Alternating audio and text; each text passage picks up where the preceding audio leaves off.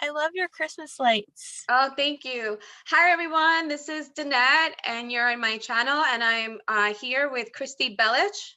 Is that how you say it? Hi. Perfect. Yeah, she's a stand-up comedian, and she's currently in Texas, which would explain the coat. Like, is it cold out there? Yeah, it's really cold today and windy, Hmm. but It's nice to see you. it's so nice to see you. How long have you been in Texas, For this is my second week here. and how do you like it? It's an adjustment. I was out in California for much of the year, and then when everything closed down last 2 weeks ago, Governor Newsom closed it all down. I had to make the decision, and this is really the only state doing stand up right now. So, Oh, smart. No way. So, how are the shows going? I really love it here, and I recommend, like, if any comics watch this, like, obviously everybody and people are wearing their masks and being socially distant and stuff, but I really say, like, the mics here are outside, there's a lot of outside stuff, and I really like it, I really recommend it for comedians. That's so good to hear. It's almost like you're in a separate bubble. Like you're in a bubble. Yeah, it feels like a bubble. It does. Are there audiences in the crowd? Like how are the audiences? Are they showing up? Yeah, there's people showing up to shows. I actually am gonna be in Oklahoma this week, so I'm gonna see how it goes in Oklahoma. But I was in Dallas a couple weeks ago. There's people showing up to that. Um, People are being really careful, but like they're not as it's not as strict as like LA was. I'm not sure how New York is right now. Like how's everything going where you're at? Great question. I honestly don't know how to answer that. I've been talking to a few people and they are terrified out of their minds. Like they are so scared of catching COVID. And the cases have gone up, like the hospital beds are being occupied by people that have COVID. The death toll has risen. But then there's still people that are still hanging out, still going to bars, still hanging inside the restaurants. So I feel like there's two types of people right now, the ones that are being super conservative and are like hunkering down, and then the other half that's like, let me just live my life. But I see that they're wearing their mask, like I feel like they're being, although there's some people that are dumb, like they wear their mask and it like doesn't cover their nose. So it's kind of Yeah. like, what's the point? Do you feel safe? Like are you still in Queens? I'm in Queens. Yeah, I feel safe, but then it's funny because I try to read. I gave myself the task of reading like a New York Times article or a news article like every day, just so that I am used to like speaking out loud. And as soon as I open up that app to read the news, I shut it right down. Like it's just everything is death. Everything is like fear. Everything's like get this vaccine that no one's really taken before. So yeah, I don't even did I even answer your question? It's tough when I feel bombarded, like, you put on Twitter and you wanna help people. I don't know, I know you're an empath, you are so you're a Reiki practitioner, like, I feel like for you, you're probably, like, soaking it all in, and just to open up, like, Insta or Twitter has to be a drain, like, it's gotta be, like, boom. No, well, I mean, I'm doing really good with like taking care of my energy, and I guess I am on the alert so that when I do open up the app and it is kind of like negative energy, I think instinctually I shut it down right away. Um, so yeah, because I've been practicing Reiki every night for the last 2 weeks. So that's good because I feel physically healthier. Which reminds me, so that leads me to my first question for you, or like I have so many questions for you, but like, how do you take care of yourself? Like, how are you doing the self care?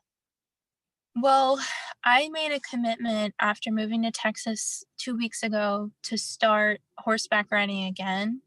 Because I was like, if I move to Texas, there's no excuse. There's horses everywhere. And for me, horses help with PTSD. Like animals help me with, I have really bad like social anxiety, PTSD. I have panic attacks. And for 10 years, I haven't been around horses because of living in New York and being in comedy and being out so late all the time. And so last week I got a job at a horse shop, like where they sell saddles and stuff. That is so and cool. and it's changed, like I was like, this has to be part of like I it has to be part of the, I guess, journey ahead, because I don't know what's to come, Danette, but I do know that if we don't how do I put it into words? If we let the negativity take us down, it's gonna feel like a big, big blanket on our hearts, like, that's what I feel. So, I can't take that burden anymore, like, so that's my steps, is, like, horses, animals, and allowing that back into my life. That's awesome.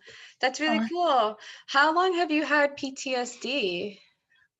well, I didn't even realize it was, PTSD, until about last year. And I started when I was in California, I lived in like a marine base area in the desert, and I was able to work with like a marine, somebody who works with like military like therapy. And she was like, "Do you realize like you have something called complex PTSD?" And I was like, "Oh, I didn't know that." And so I guess it was since I was little, like, but I didn't know there was like a name for it, you know? Wow. So did you feel relief? Like finally, like there's a label for what it is that I'm experiencing? Yeah, and I feel like everybody after this year is gonna go through some form of, like, trauma recovery, you know? Like, little kids are probably gonna, I can't imagine. I feel Um really bad for them, but someone pointed out that they are children and that children are resilient, so they'll Yeah, figure out how to overcome this. But yeah, when I see kids with masks, I'm like, that's so awful. Like they're getting half of the experience of life of like just breathing in air. yeah, I feel so bad for the little ones, especially that have no school right now and can't see their friends. Yeah. Um, I'm like, wait, no, whenever I start to feel sorry or bad for other people, like I just start like wishing them like good luck and like blessings and stuff because I feel like it's just so overwhelming. Like, what can you do but just wish them well, you know? Um, so that leads me to my other inquiry, which Yes. is, are you religious? Like, what's your spiritual practice like? Well, I grew up Catholic, and that shit stays in you, like, you're because my mom my mom, like, she'll send me a text message, and she's always doing a novena for my, like, safety, but I say the Catholic prayers, like, I still, sign of the cross, I pray to Saint Christopher all the freaking time because I drive all the time, but I also, I think over the years, like, I lived at an ashram, like, it's kind of a mix of everything because I see all religion as, like, oh, we're all praying to, like, love. We're all praying to everything, the light. So, sometimes I'll just, like, light a candle and be like, "I don't know, what religion I am in right now other Yeah. than love." You're like, I'm praying to you, universe. Can you tell people what Saint Christopher Saint Christopher is? Is that like Yeah. a patron saint for travel? Yeah, he's the patron saint for travel, and, sometimes people will put, like, a statue or a card in their car, um, or, like, if people are traveling overseas, I know a lot of military families, like, will give a card to one of, their family member that are going over to war. My mom loves Saint Anthony, so, like, anytime I lose something, I'll be like, "Tony, Tony, come around," you know? But and then I also do astrology as well and tarot, which scares a ton of, like, people sometimes if I do the tarot, but, you know, it's interesting coming back to a place that's very Christian, like, Texas reminds me of being when I lived in Georgia. It's, like, very Christian, things are closed on Sundays here, and it's, like, Oh, helps me to slow down a little bit too. that's So, amazing. Wow, I didn't even realize that. Like just by the stores being closed down, now you have to think about how else you're gonna spend your day and like be yeah. reflective. Wow. I had so there was a few things that came up for me. I remembered my friend used to pray to the saints, and one time we were supposed to go on a bachelorette party to New Orleans, and I couldn't find my passport. And the bachelorette was like, "Girl, let me say a prayer for you. I'm gonna pray to, I think it was Anthony, one of the saints, for like finding stuff." And Yep. she said a prayer. We said it together over the phone, and I swear to you, in the like the next 10 minutes, I found my passport, and I was like, "Oh my God, it works!" It's it's crazy. Um, and the astrology stuff, I remember I went to an all girls Catholic high school for 2 years. And the first year I had to go to religion class, which I've never had to before. And our teacher was telling us girls to stay far, far away from getting our palms read and the tarot card. She was also telling us to stay away from boys.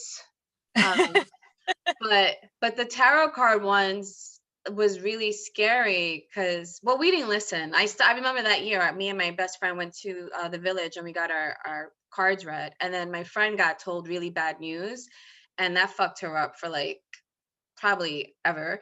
And with me it was just like, oh, this is fascinating, like how tarots can predict or tell you your future. Can you tell us more about your tarot experience? Sure. Well, this year I've actually kind of changed my stance a little bit on how I read cards because what I'm kind of thinking about recently is because of this year, um, I want to work more with animals and angels than with strictly the tarot. And if I work with tarot, the way I view it is most people, everybody on this planet is intuitive. So when you're picking a card, you're actually picking your intuition. But Mm. sometimes if you're picking your intuition when you're stressed, that's the card you're going to get. So the way I want to tell people if they're scared is if you get a reading that's really kind of terrifying, to sit with that for a second and ask yourself where you were mentally, because it's actually your own energy that's picking the cards in that moment. But the way I want to say it is like, if we kind of view that we're being supported by maybe our ancestors or our loved ones that were recently crossed, we can always ask them for help and for protection. So, say you get a reading and it says COVID is gonna whatever, Mhm. you can say, well, I can't control that, but who can protect my family? Like, who can help me? Who can help the people I love? And that's how I want to view tarot cards after this year because I'm seeing some stuff on YouTube that I'm not really agreeing with, so I had to take a little bit of a hiatus from even posting readings or figuring out how I want to present that to the world too. Um, What did you find? Like, did you find that fear was being projected more? Yeah. yeah, yeah. I don't, there's so much fear out there, and I don't want to contribute to that at all. And so That's I had, great. yeah. Oh, that's No, like, I say it's great because I have a friend that's on Instagram, and like he'll post political stuff, and like he'll post stuff that's really happening. But I asked him, I pushed back on to, like, I sent him a DM, I slid into his DMs, and I was like, what are you doing? And he's like, I need the people to know. And I was like, yeah, but you're kind of like magnifying this piece of information. If you want people to like protect themselves and like be in a peaceful state of mind, then maybe another way to communicate is to post something that uplifts and like puts another person, like, like it's an empowering message versus a like you're gonna get fucked message. yeah. Which is, yeah, interesting. I love your energy, it's really good, it's very like, hmm. I didn't know how I was gonna find you because every time we communicate on Messenger, like sometimes we communicate on Facebook Messenger, sometimes we communicate on Twitter, sometimes on Instagram, right? So it's kind of like I never know where you are, like physically. So, but this is you feel great, like you feel cool. Um, so are you still doing this? So you have a job, you're doing the stand-up comedy, and then you're doing you're working with horses in the horse stable farm. Yeah, I'm working right now. Well, I'm looking for a horse job, hopefully soon, but I work at like something called a tack shop where we sell like all the things horses need. And then I have my business of astrology and tarot. And then I also found that this year, what's been my saving grace, and for anybody going through financial stuff, what helped me was all like Postmates and stuff is considered essential work. So I like took on like essential, like grocery work and stuff like that. And that just helped when things were getting really tough out there and everything was closing down. You're such So a hustler. That's amazing. Not to mention that you're actually helping people too.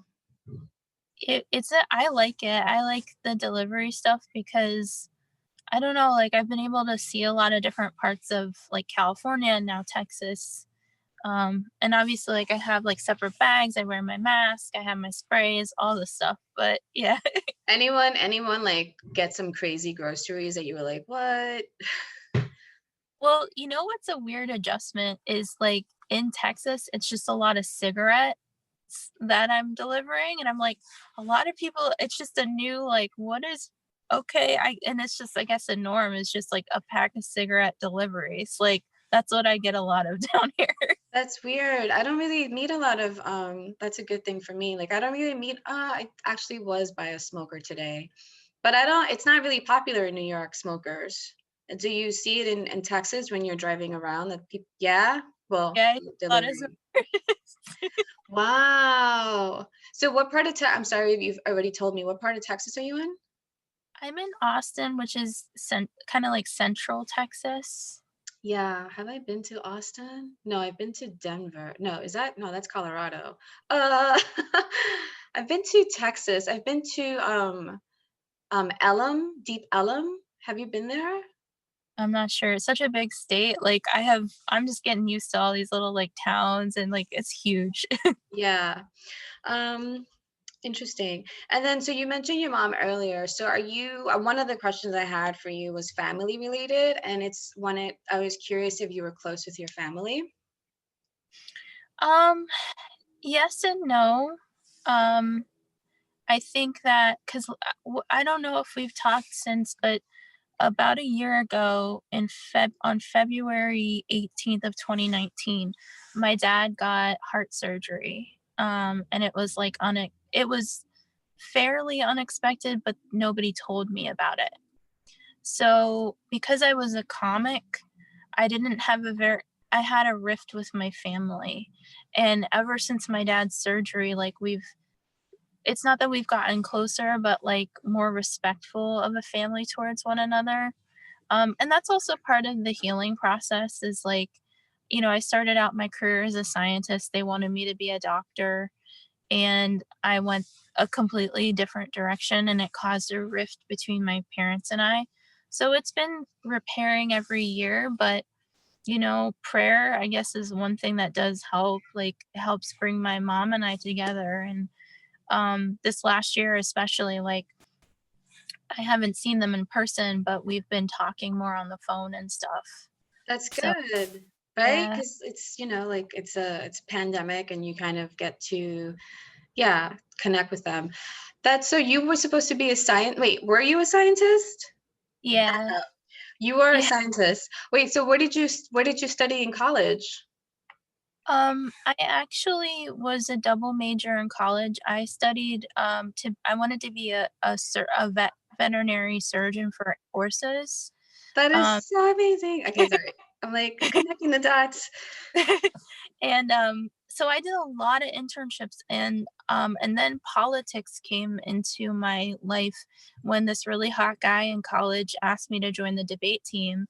And I was like, "Oh my god, he's so hot." And so I went to debate team just because he was really hot. And I fell in love with debate team. And so I in my junior year I added poli sci pre-law.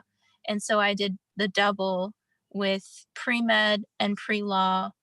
And then when I graduated, I took a gap year, and this was during like the war, when the war in Iraq was like, the thing. Mhm. So a lot of the jobs in the area I grew up in were all military jobs. And so I was a military vet tech, basically research tech, with animals. And so that started, and then a whole long series, but I ended up in New York City at Columbia, at their medical center, and I did heart and lung disease research. This is phenomenal. Oh, Because like I met you as a comedian, and it's funny how like we comedians, we go on stage and we perform, we tell the stories that we want to tell, but like there's so much more to us than just those 5 minutes or those 15, 20 minutes. Like there's so many layers to us. And you're such a good example of that, because never in my wildest dream would I have known that you were a double major and that you were, you were doing all these amazing things that takes a lot of mental energy and organization. Because I feel like comedy is kind of wild, right? We're all supposed to be like dysfunctional, like trying to get our shit together, and like this is how we see things. But wow, that's amazing. oh, thank you. Do you, so with that being said, do you get upset when you're not upset? Like I don't want to put words in your mouth, but what are some of the things that you don't like about doing stand up? Because I know for me personally is how sometimes people just view you as one dimensional, or just view you as a certain thing when there's so many more layers to you, especially as a woman. So like what are some things that you love about comedy, and what are some things that you just like, this is something that I could do without?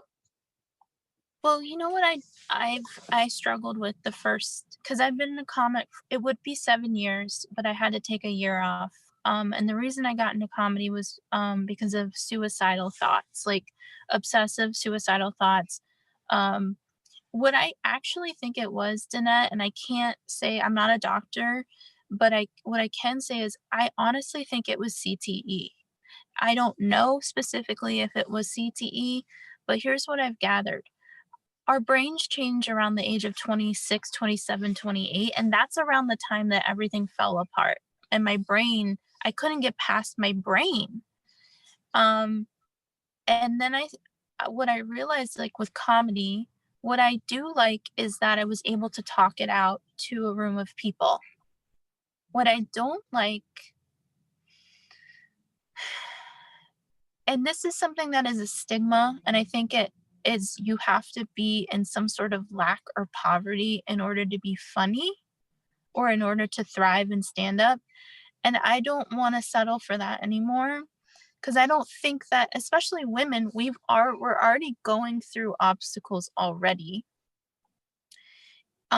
We don't need, like, maybe it's not lack anymore. Maybe it's that we deserve to be stable and safe. And that the funny part is really like, I don't even know how to put it into words, but the funny part is just we're all on this really fucking weird planet. There's polar bears, there's, a weird virus, there's like all these different things. And we're just So, trying to find safety. Yeah, like that, yeah, like, yeah, the humor is just, yeah, I mean, I can see that. For what I got from that was just like part of the humor is us just trying to find that stability in all that chaos, which is the yeah. funny part. Yeah. Um, Amazing. So you've Oh, only been doing stand up for 7 years. I feel like you're like a lifer. Like when I met you, you were like on the road, like doing gigs and stuff. Like, would you say that you've only been doing it for 7 years, but it feels longer? yeah, and then that, the year that I was off was 2016. When Trump got elected, I was like, I need to just sit back for a second because I can't function right now. I don't know what's going on, and I can't talk to anybody about this because I'm feeling it. I don't know what to say about all of this. So I do feel like I'm in this for life, but I think it's going to evolve because now that horses are back in my life, what I feel is like whatever is going to come, Danette, I feel like for like people like you who are so kind, and we're almost like the helpers. Like we're like the people in service to, like we see the tragedy and we're like, "Oh yeah, we know how to make the light here." And there's going to be a lot of people kind of pushing through that boundary for the first time ever, Hmm. ever, ever. So I think stand up's a piece of it, but I don't know what's going to become of like comedy clubs because I saw that is New York closing their indoor dining? Yeah, I think someone told me that so today is Sunday, so as of tomorrow, Monday the 14th, just December 14th, they're going to close the indoor dining until the numbers go back down. Um, yeah, it's a little confusing. I'm confused by it because I remember Black Lives Matter this past summer where everybody was out in the streets, and there was something else that happened right after Black Lives Matter. Um, I don't remember what it was, but I feel everybody was out in the streets. Everybody was like, and the cases didn't go up. And then now the cases are going back up, which is weird because everybody's bundled up, everybody's got masks on. So I have no idea why the numbers are going up. And yeah, so I think the governor is doing a good job. Like he's made me feel safe. Like I literally had no one to like give me information, and he was the only one that's like, okay, this is what's happening. Um, which I needed. And the thing is, as soon as the numbers go back down, then things will open up. Like I trust him a little bit. Because I noticed that he's pushing like the vaccine on like minority people. Like he's going on and on about how like, hey, like you guys, the Black and brown community have experienced the most COVID cases, and we don't want there to be a disparity. So we want to make sure that you get the vaccines first, which was a very nice sentiment, to like shout it out and call it out. But I noticed that he's constantly like repeating that phrase almost to where he's like, it feels like he's selling it to us. Mm. And I'm like, oh wait, that's suspicious because the vaccine is brand new, and like, are you gonna make us your guinea pigs, basically? But going back to the comedy clubs, I think the Creek and the Cave already closed. I heard a Yeah. second club was closing. I don't know that which one. And then I know Stand Up New York is struggling. They're all struggling. Um, but I feel like it'll be back. Like, I, yeah, I don't know. I'm not a business owner of a building, but I, I feel like it'll be figured out somehow. Because the other thing too is people are saying when things get better, people will just do shows in parks and rooftops the way we have been. So maybe there won't be a need for a club. There's that too. I'm not sure how you know, I want to keep it positive, but there are a couple concerns I have with like that with the vaccine piece of it. Yeah, Um, and that I would say there's this book, it's like it's about this woman, her name is Henrietta Lacks, and sounds and familiar. she was a research subject out of Johns Hopkins in Baltimore, Hmm. but I might dive into that book again and kind of correlate it because I kind of think it's something similar um, uh, to what's going on right now. Um, but No, I mean, what's funny is that, like we try to keep things light, and we try to like look at things through the perspective of love, but then there's a reality, right? Like people are dying, there are murderers, like all this bad shit happens. So I think it's like, okay, like acknowledging that those things exist and that there are malevolent forces out there. Um, or yeah, like my sister works for EMT, and she told me that so she's constantly in the midst of all the bad like my sister thinks I live on a rainbow inside a bubble and only speak to unicorns. Like she's just like, you're not living in reality, because she sees like fucked up shit, like God bless her. But so apparently the vaccine, someone in the UK got an allergic reaction and they passed away. So there's that is not really being mentioned as much in the news, I don't think, because I don't watch the news. But like this person died because they were allergic to the vaccine. Like, yeah, it's definitely not being shown in the news as much because people would be like, I'm not taking this. does your sister feel like is she doing okay out there? She's Is she in good. New York? What I find interesting about the EMTs in New York, I don't know about the other states, is that they don't offer like therapy for their workers, and they don't offer the insurance benefits for these people are awful. Um, like she told, like when the whole pandemic hit, like they were all working under these crazy circumstances where they didn't have protection, and it was just really bad. So kudos to the EMT for like still going out there and like trying to save people's lives basically. um she's not interested in taking the vaccine, and I'm happy that she's not. um but yeah, she's doing well. I'm constantly like, how are you? And she's just like, leave me alone. Aw. No, she's like really good. She's a caretaker, but she's also really tough. Like she loves like all things nursing, and like my friend is actually a surgeon in Texas, and sometimes he'll send me pictures of like organs that he has to transport. And he's like, isn't this beautiful? Like, isn't this a beautiful Aw. heart? And I'm like, that is disgusting. Stop sending it to me. And I told my sister, and she's like, oh, can you forward that picture to me? So sometimes I find myself like in the middle of exchanging texts like of like hearts and organs, which is disgusting to me, but they love it. They're like, "Oh my God, how young is that liver?" Yeah. Are you into like gory, like blood stuff? Yeah, my parents were nurses, and, like, it was all g like, my I've seen so much also with, like, animals too. Like, we did, like, something called necropsies, which are autopsies for animals. So I've seen, like, all this stuff, and, like, we had to donate eyes and, you know, skin. So yeah, and one of the jobs I actually got asked, to do as a side hustle. This was way before I was a comic, way before, when I was still in research. A night side hustle job was skin donation clinic, which I know I don't want to get you grossed out, but But the do tell. organ the organ donation in New York is like a hustle. Like everybody's competing for that organ.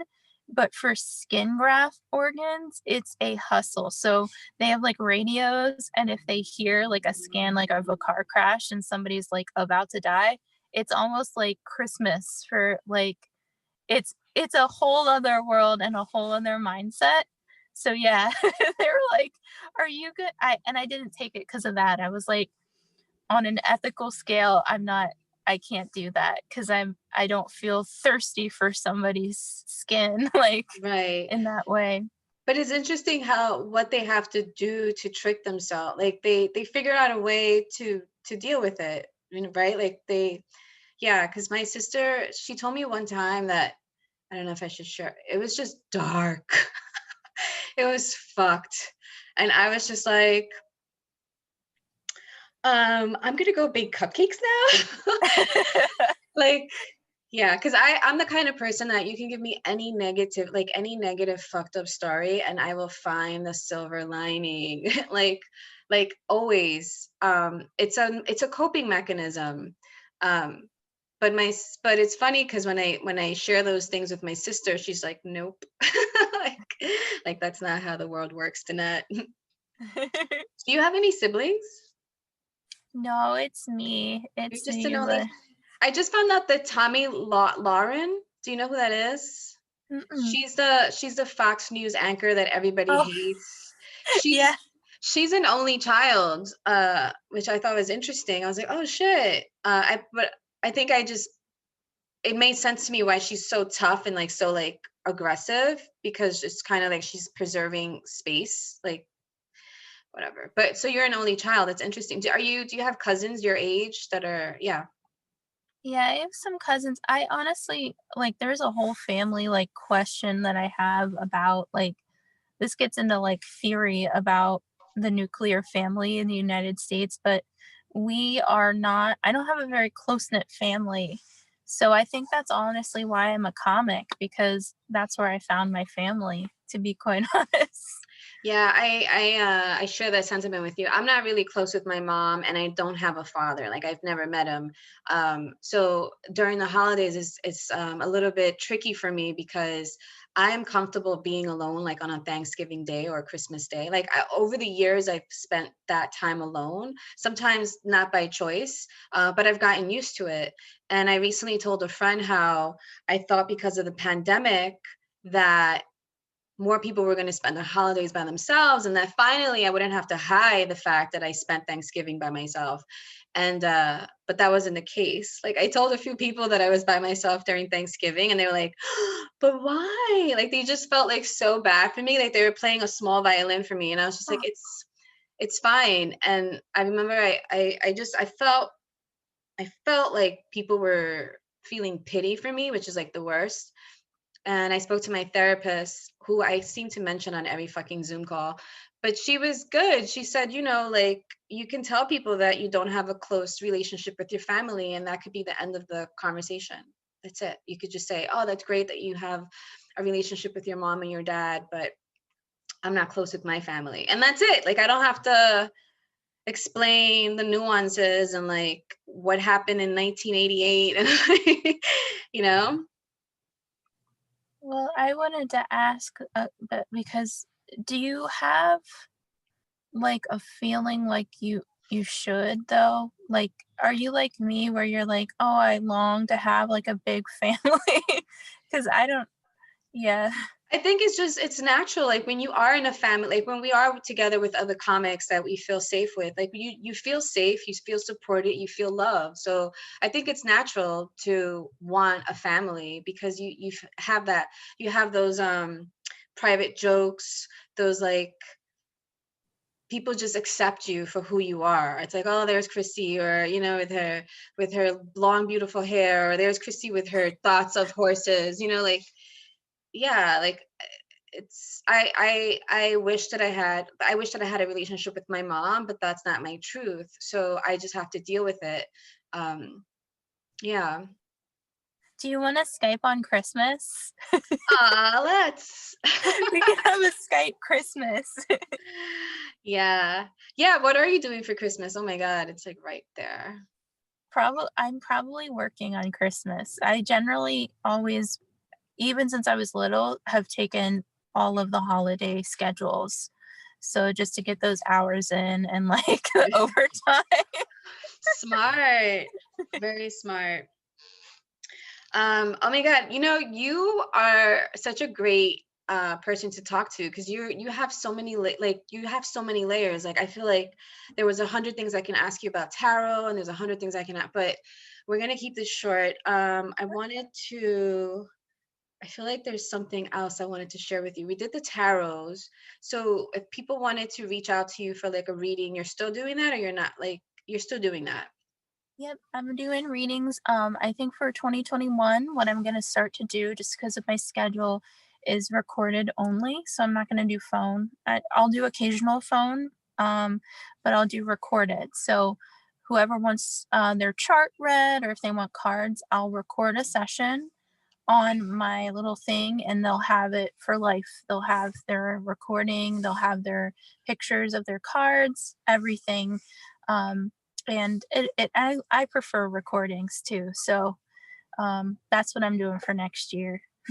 And what is like one thing that you love about doing readings besides money? Like, I mean, I'm assuming money, like getting paid is also like nice, but like what's something that you like about doing readings for people?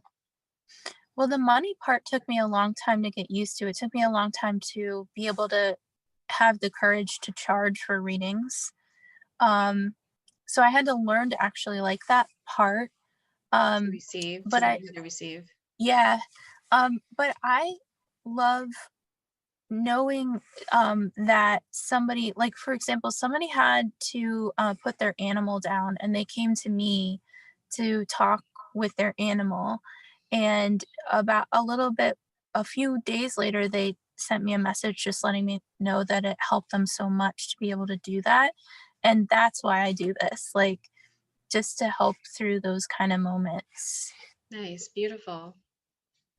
And then the other question to that was like, what's the bad, like, what do you dislike about doing tarot readings? I will be 100% spilling the tea here. I, I had to step back from the astrology world because I don't like how mean people are in the spiritual world to each other. Um, I Interesting. don't I don't like that. So I had to kind of refine my place because it is a business as well. And I'm not a huge I had to kind of step away from like people being mean to other people or rude or jealous and those kinds of things and refine my place. So I don't like it when people throw shade at each other about spirituality. Yeah, like what kind of shade? Like you don't know what spirits you're talking. Like what kind of shade would like yeah, like how would that translate? It's total oh sorry. Um it's just like with stand-up comedy because you know how like there's like, oh, you're a blue check mark or you're not a blue check mark. It's the same way with every like Oh, tarot, astrology, any business. And I don't like that in the spiritual community at that all. makes sense because you're doing it from like a you're coming from a pure place and then you see these elements that are very like superficial or very like based on reality, like the competitive part, the like are you really a spiritual, are you really talented and gifted if you don't have this check mark or you don't have these amount of clients or you don't have this experience, right? Like people start trying to dismiss who you are Yep. because it's competitive, right? They need to put you down in order to feel like they're superior and they are more connected to ego, or not Yes. connected to ego, but did I make any sense there? Yeah.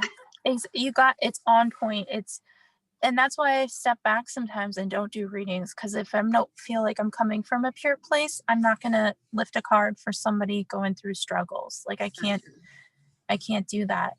Yeah, there was something I wanted to ask you before we leave. Temptation, how do you fight against it?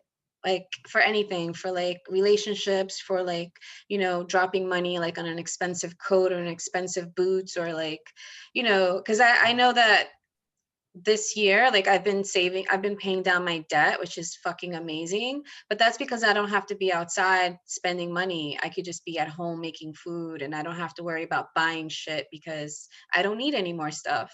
But I realize that when I'm outside in the world, right, I'm constantly tempted to like buy better shoes, buy better coat, buy just like buy, and it's like so much temptation.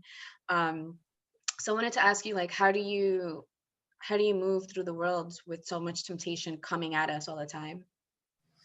I mean, I have the struggles on a daily basis because I am a sugar addict. I love sugar. And that Mhm. has been my struggle because even in my downest of times, I would like, you know, if say you're going through like financial struggles, the easiest thing to get or purchase is like a carbohydrate. So, and then that makes you feel good in the moment and it's not good for your body. So, this has been part of what I'm working on this year. Um, I do drink a lot of coffee. That is like my thing. Coffee is my thing. Um, but it's definitely a constant thing that I have to work on. Every day I have to work on it. Like, and some days are better than other days for sure. Especially if like I'm getting my period, I'm like, oh, I want chocolate like right now. Like, Right. So is there something that you put in place to that? Like, how do you're still working. So like, do you tell yourself I'm only going to have 2 cups of coffee today? And then if you go for that third, you check yourself, or do you mean like you get that third coffee, but you just don't beat yourself up over it and then not have it the next day? Like, how are you checking yourself? so my checking right now, and I'll be super, super, like, I would eat, let's see, like when I was living by myself, I could eat like a whole container of ice cream by myself. I've done that this pandemic. Like, and I'm not even saying like this has been multiple times. I've eaten like the Tolenti and I That was the haven't one. Yeah. gotten it's so good. It's fucking good. Yeah. Um, but I haven't gotten ice cream. That's the thing. Like, and luckily here in Texas, because of my work schedule, what I've been doing is getting like prepackaged salads in place and then putting them in the fridge and then having that as like my meal plan. And Beautiful. Yeah. I'm like working with that, but it's not perfect yet. Like it's just like relearning my brain right now. The brain is fascinating. It's fascinating Yeah. because when during the quarantine, I started to work out because I didn't want to die, right? I was like, okay, I got to build up my immune system. So I got to drink water, take my vitamins, and then move physically, right? To get the adrenaline, the endorphins going. And I made a commitment to work out for at least 20 minutes. Like I set the timer, and after 20 minutes, like I could stop. But what I noticed was that I started to extend it to 40, 45 an hour long, like workouts. And I started to not dress better, but the clothes felt better on my body. I was more body confident.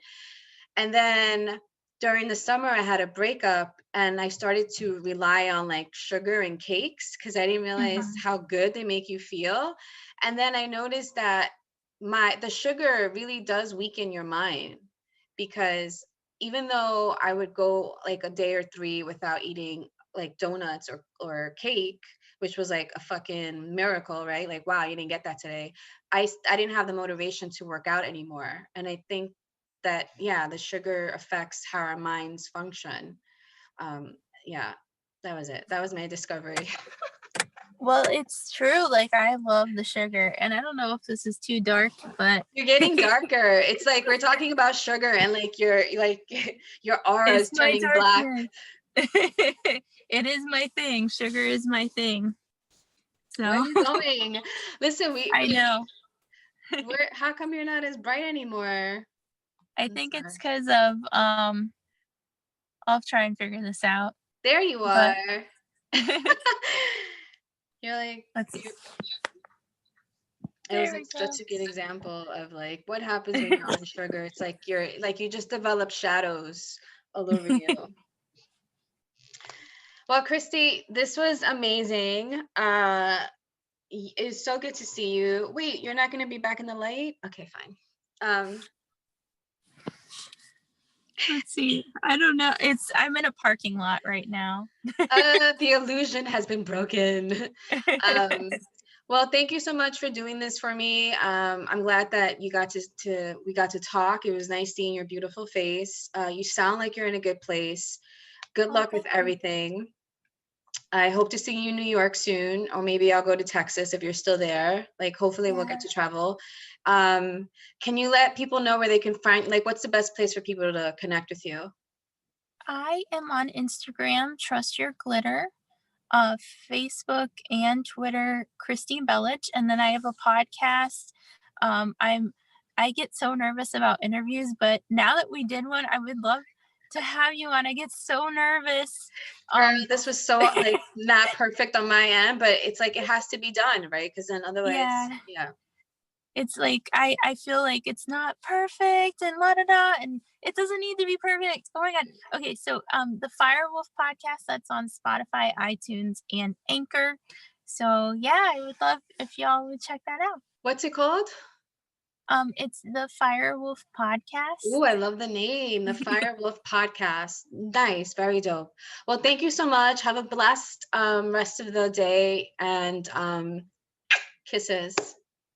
Love you, girl. You take care. You too. Bye. Bye.